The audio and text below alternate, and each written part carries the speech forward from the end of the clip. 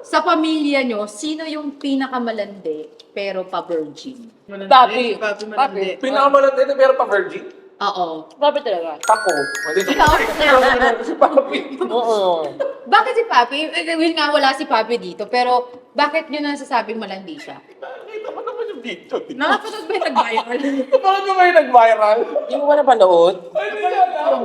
Oo. Napanood ko yung viral, oo nga eh. May times kasi na Ikaw si ba? Papi, ano eh. Ano? Oo, ikaw, ano masasabi mo doon sa video na panood mo? Oo.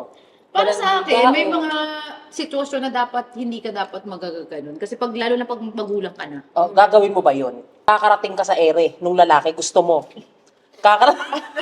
Gusto mo kakarating ka sa ere, kakajut-kajuting ka. Tapos Sa lapag. isusub-sub ka sa lapag na ang daming umapak.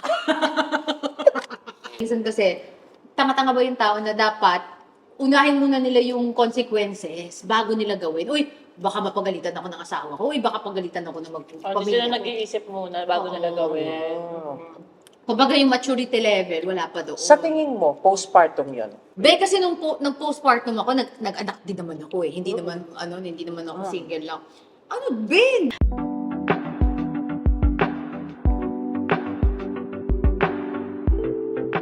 Nanghina ako doon, basta ako dito ha.